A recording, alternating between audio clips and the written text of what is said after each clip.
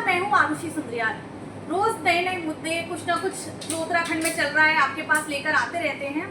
तो उत्तराखंड में बिजनेस वैसे ही बड़ा कम होता है, देखा जाए तो यहाँ पे लोग सर्विस में, जॉब में, आर्मी में ये इंटरेस्ट ज़्यादा रहता है। बिजनेस में पहले ही उत्तराखंड थोड़ा पीछे है। लेकिन एक समस्या और है कि हमारा जो देश है, भारत देश, इसमें बिजनेस का फेलियर सीधा सीधा फ्रॉड की दृष्टि से देखा जाता है। और कुछ समय पहले हमने एक पॉडकास्ट देखा जिसमें विजय माल्या को लेकर हमारा पूरा पर्सपेक्टिव कहीं ना कहीं बदल गया। जब वो पॉडकास्ट आया तो हम समझ पाए कि कुछ बिजनेस में परेशानियां आने से किस तरीके से उन्हें फ्रॉड डिक्लेयर कर दिया गया। वो लंबे समय से विदेश में पहले ही नागरिकता उन्हें प्राप्त थी, लेकिन उसके बाद जो है उन्हें जिस तरीके से फ्रॉड बताया गया। तो एक बिजनेसमैन आज हमारे साथ हैं, अंकित रावत जी। तो इनके साथ भी कुछ ऐसा ही हुआ है कि बिजनेस का स्टार्टअप किसी के साथ मिलकर इन्होंने किया और वहाँ एक फेलियर की वजह से इनको जो है उन लोगों ने सीधा सीधा फ्रॉड लेबल कर दिया और फ्रॉड बताते हुए इनकी जो है डिफेमेशन किया है, काफ़ी गलत पब्लिसिटी की है। तो बताइए क्या हुआ आपके साथ? Thank you so much ma'am. Basically यहाँ तो फेलियर नहीं होता है। अच्छा, तो बिजनेस फेलियर होता है, यहाँ पर फेलियर की बिजनेस स्टार्ट ही नहीं हुआ। बिजनेस स्टार्ट ही नहीं हो पाया तो फेलियर का कोई मतलब बैठता नहीं। बेसिकली क्या था, ये लोग मेरे रिलेटिव हैं। अच्छा, ये आपके शायद वाइफ की तरफ के आपके इन-लॉज हैं? काइंड ऑफ मेरी वाइफ के बहुत सारे ऐसे रिलेशन आते हैं। अच्छा, मतलब वाइफ के भी, मतलब इन-लॉज भी हैं तो थोड़े दूर के रिश्तेदार हैं। तो बेसिकली आफ्टर माय मैरिज इन लोगों ने मुझसे कनेक्ट करने की कोशिश की है।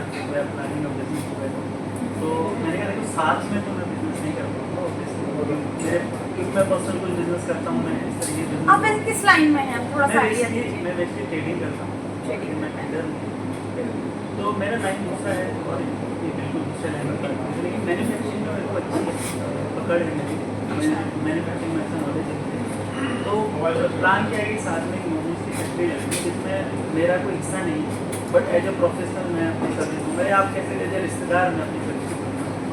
तो बेसिकली हमारी स्टार्ट हुआ, हमने बातचीत करना शुरू किया। उस बाद हमने एक मोमोज की जो फैक्ट्री होती है, ऑटोमेटेड फैक्ट्री मशीनें होती है, उसका एक हमने ऑर्डर प्लेस किया।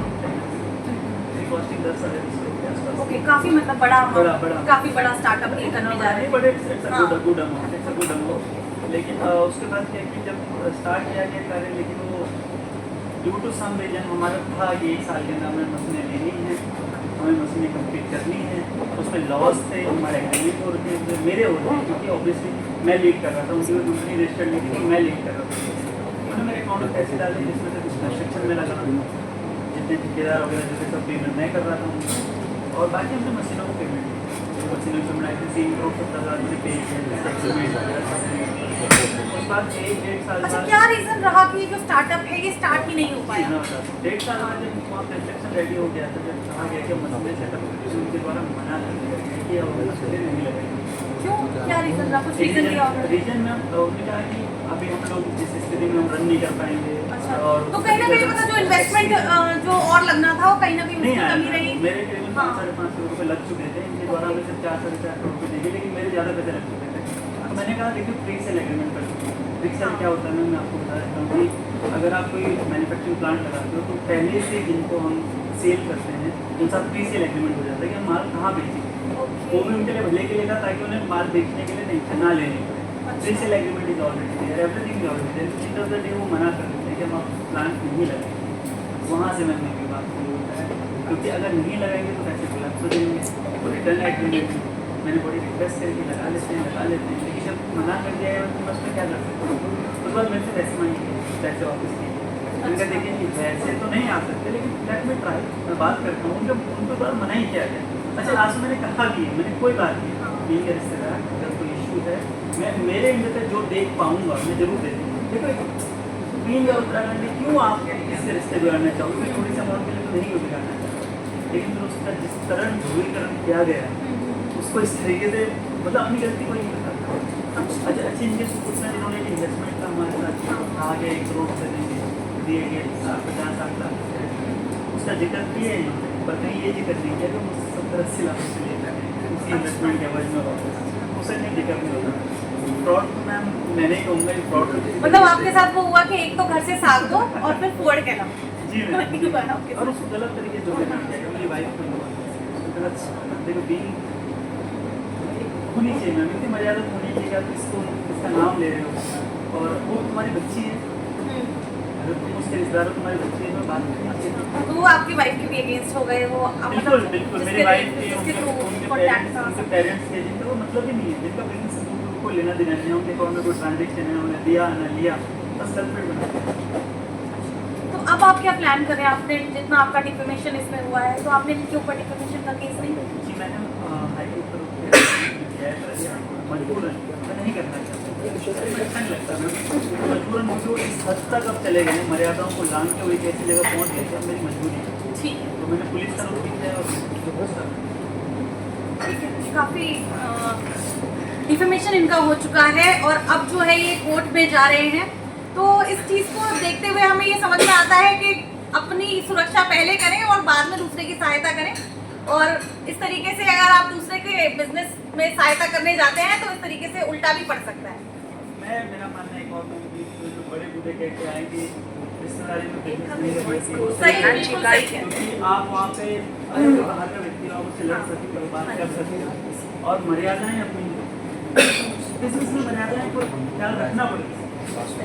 रिश्तेदारी में तो ज़्यादा रखते हैं और बिजनेस में भी रखना चाहिए, लेकिन रिश्तेदारों में बिजनेस करने का सबसे बड़ा प्रॉब्लम है जो मैं अभी तो भुक्तभोगी हो गया हूँ पहले का, अच्छा उन्होंने आपको सुनी नहीं होगा, बहुत मर्यादा है हमारी शादी को लेके, हमारे पर्सनल मैटर को लेके, हमारी पर्सनल शादी की फोटोज ऐसे दिखाई जा रही है, गलत गलत। देखिए काफ़ी आपका नुकसान भी इस वजह से हुआ होगा, नुकसान हुआ मैं बिल्कुल मेंटली क्योंकि नुकसान हुआ कहीं ना है। कहीं जब बिजनेस में ट्रस्ट का जो फैक्टर होता है वो आपकी गुडविल जब खराब होती है तो आपके इन्वेस्टर्स आपकी सब कुछ इफेक्ट होते हैं। आप एक चीज़ देखो, आपने किसी को फ्रॉड किया, हाँ। प्रॉपर प्रेस कॉन्फ्रेंस में बोल दिया, पुलिस के जांच के बावजूद भी आपने बोल दिया, जहाँ तक वो खबर जाएगी लोग तो यही सोचेंगे कि इनका शायद ऐसा हुआ हो, क्योंकि उनमें से कितने लोग हैं जो हमें संपर्क करना चाहेंगे, जो हमसे पूछना चाहेंगे, बहुत कम लोग हैं जो हमसे पूछना चाहेंगे। लेकिन फ्रॉड बोल दिया, उसके बाद वो आदमी तो फ्रॉड हो गया उन लोगों के लिए जिसने वो वीडियो देखी। सही बात है। कोई आगे मुझसे फोन करके नहीं पूछेगा कि आप हैं या नहीं, क्या ट्रांजैक्शन रही है, क्या पुलिस ने जांच करी है, कोई इस बारे में बात करता है। इससे एक तो सामाजिक आपकी क्षति हो जाती है, सामाजिक हत्या हो जाती है। जो आज मेरे को फोन आते हैं, अरे आपने ऐसा कर दिया, नहीं किया है, इस तरीके की बात नहीं, गलत तरीके से इसको प्रसारित किया है, ऐसा नहीं है, लेकिन आप कितनों को जस्टिफिकेशन नहीं है, आप अपना काम करेंगे, आप जस्टिफिकेशन देते रहेंगे, वो कहाँ काम प्रूफ करेंगे? सही बात है, इसी जगह आप नहीं प्रूफ कर सकते हैं। बस यही कर सकते हैं कि अपनी तरफ अपनी बात आगे रख सकते हैं, अपना न्यायालय का रुख कर सकते हैं, चीज़ों की तरफ जा सकते हैं। ठीक है, तो अंकित रावत जी को आपने सुना, अपना पक्ष उन्होंने बताया कि उनके ऊपर किस तरीके से आरोप लगे और उसके बाद ये जो है अपने आप को बता रहे हैं कि दोष मुक्त इन्हें पुलिस ने करार किया है। इनके ऊपर एफआईआर भी नहीं हुई, जबकि इतने बड़े नाम त्रिवेंद्र सिंह रावत जी ने आपके अगेंस्ट एप्लीकेशन दी, कहीं ना कहीं राजनीतिकरण इस मुद्दे का हुआ, लेकिन उसके बाद भी आपको जो है क्लीन चिट पुलिस द्वारा दी गई, तो अच्छी बात है। मैं ये कहना चाहूँगा त्रिवेंद्र सिंह रावत जी का नाम ऐसा मेरे को ना मैंने जानता ही नहीं, मैं कभी मिला ही नहीं। उन्होंने, मैं पहले भी कहा कि उन्होंने अपनी एक जो कोई राजनीतिक कहीं ना कहीं आपको नहीं लगता कि उनके इंटरफेरेंस से ये जो मुद्दा है इसको इतना हाईलाइट हुआ है ये, और उनके लेटर के बाद ऑब्वियसली मुद्दा बहुत ज़्यादा हाईलाइट हुआ है, बहुत ज़्यादा हमको परेशानियों का सामना भी करना पड़ा, पर फिर भी उनकी गलती नहीं था। कारण जनप्रतिनिधि पे कोई भी जाएगा अपनी बात रहेगा तो जनप्रतिनिधि जांच के लिए लिखेगा, उन्होंने जांच के लिए लिखा, उन्होंने नहीं तो ये सोशल मीडिया पे लेटर को चलाया, उन्होंने सिर्फ जांच के लिए लिखा। वो कुछ अभद्र लोग होते हैं, कुछ समाज में से लोग होते हैं जिसने उनको बाहर निकाला, गलत तरीके से पेश किया, लेकिन उन्होंने जांच के लिए लिखा, जांच करी उसको, उन्होंने तो अपना कार्य किया और मैंने अपना कार्य किया, मैं अपने जाके एविडेंस दिया। तो उसके बाद अगर वो उनकी बात पे भी सहमत नहीं है, पुलिस की जांच के बाद भी सहमत नहीं है, तो मैम आप समझ सकते कहीं ना हैं वो कहीं क्या इससे है। ये साबित होता है कि अगर त्रिवेंद्र सिंह रावत जी आपके अगेंस्ट एप्लीकेशन देते हैं और उसके बावजूद आप पे एफआईआर नहीं होती, तो कहीं ना कहीं दोष मुक्त आप कह ही सकते हैं आपको दोष मुक्त। मैम आप लोग ज़्यादा समझदार हैं इस मामले में, लेकिन दूसरी बात ये मैम कि दुबई का गलत तरीके से नहीं करना चाहिए, मामलों को गलत तरीके से पेश नहीं करना चाहिए। चलिए, बहुत अच्छी बात है कि कार्रवाई तो आपके ऊपर नहीं हुई, पर नुकसान ये है कि आपका काफी डिफेमेशन फिर भी हुआ। पैसों का नुकसान तो हुआ ही है, पैसों का लेकिन नुकसान भी हुआ mentally है। कितना नुकसान हो गया है। मैं कह रहा हूँ मैं यहाँ आ रहा हूँ, मैं हर जगह जा रहा हूँ, अपनी बात करता हूँ, ये भी तो नुकसान का पार्ट है ना। ये भी नुकसान का पार्ट है सर। चलिए, थैंक यू सो मच। बहुत बहुत शुक्रिया आपका आने के लिए।